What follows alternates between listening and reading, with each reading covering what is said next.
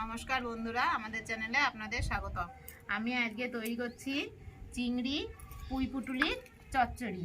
এর জন্যে আমি চিংড়ি মাছ নিয়েছি 250 গ্রাম, পুঁই পুটুলি নিয়েছি 500 গ্রাম, আর এর জন্য রয়েছে আর দুটো আলু নিয়েছি, টমেটো, একটা ছোট্ট পেঁয়াজ আর কয়েক কোয়া রসুন, আর রয়েছে একটু চিনি, তেল, হলুদ ফোড়নে দেওয়ার জন্য, 5 ফোড়ন, আর নিয়েছি সর্ষে আর ছোট্ট এক টুকরো আদা।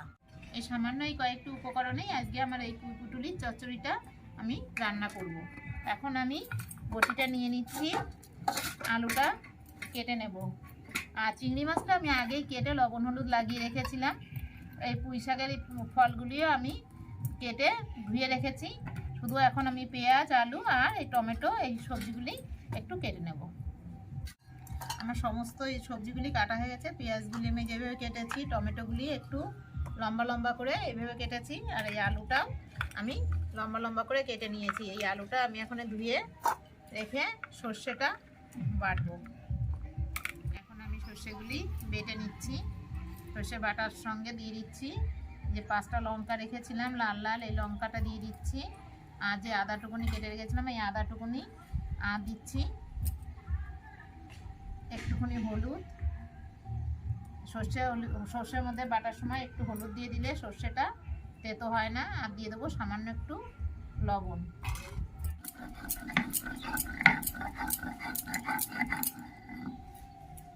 আমার সর্ষেটা বাটা হয়ে গেল। এখন আমি বাটিতে নামিয়ে নেব। আমার সমস্ত কিছু গোছানো হয়ে গেছে। এখন আমি উনুন জেলে কড়াইটা বসিয়ে দিচ্ছি। কড়াই গরম হয়ে গেছে। কড়াইতে আমি মাছ ভাজার জন্য তেল দিয়ে দিলাম। তেলটা আমার গরম হয়ে গেছে, মাছগুলি এর মধ্যে ঢেলে দিচ্ছি।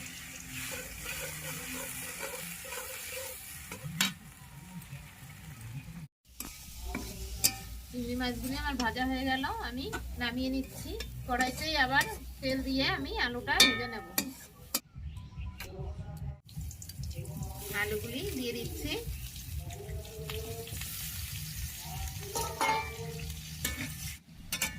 আলুগুলিতে আমি এখন এতক্ষণ কোনো লবণ দিইনি। আমার আলুগুলি প্রায় ভাজা হয়ে এসছে। এখন আমি এর মধ্যে একটু লবণ দিয়ে দিচ্ছি আর সামান্য একটু হলুদ দেব।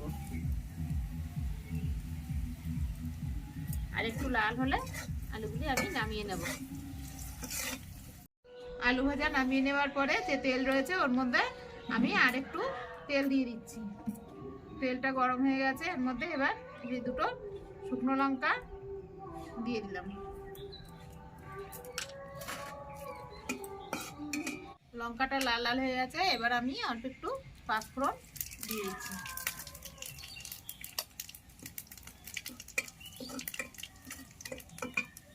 5 ফোড়ন দেওয়ার পরে এবার দিয়ে দিচ্ছি একটু কুচানো পেঁয়াজ।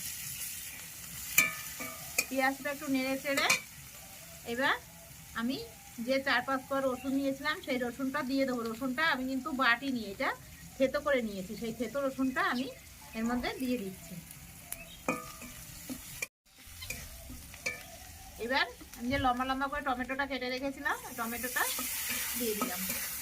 টমেটো এগুলি একটু নরম হওয়ার জন্য আমি সামান্য একটু লবণ দিয়ে দিলাম। দিয়ে দিচ্ছি 1 চামচ হলুদ। দেওয়ার পরে নেড়ে চেড়ে আমি এই পুঁই শাকের সেই ফলগুলি এখন আমি দিয়ে দিচ্ছি।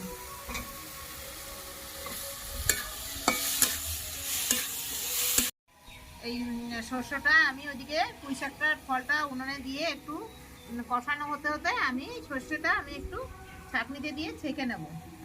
এই সর্ষে ছাঁকনিতে ছেঁকে নিলে পরে ও সর্ষের যে খোসাটা কালো কালো ওইটা ফেলে দিলে গ্যাস অম্বলটা একটু কম হয়। ওই জন্য আমি যা কিছুতেই সর্ষে দিই আমি একটু ছাঁকনিতে ছেঁকে তারপরেই দিই। পুঁই শাকের ফলগুলি আমার বেশ ভালো কষানো হয়ে এসছে। এখন আমি যে ভেজে রাখা আলু, এই আলুগুলি এর মধ্যে দিয়ে দিলাম। আর দিয়ে দেবো এই যে চিংড়ি মাছগুলো ভেজে রেখেছিলাম সেইগুলো দিয়ে এবার সব কিছু ভালো করে মিশিয়ে নেব। আর আমি এতক্ষণ লবণ দিয়েছিলাম আলু ভাজার সময় সামান্য, আর কোনো লবণ দিইনি, তাই আর 1 চামচ লবণ আমি এর মধ্যে দিয়ে দিচ্ছি, ছোটো 1 চামচ। সর্ষেটা থেকে রেখেছিলাম ওইটা এখন আমি দিয়ে দিয়েছি। আর এই সর্ষের বাটিটা ধুয়ে আর একটু জল আমি এর মধ্যে দিয়ে দেবো।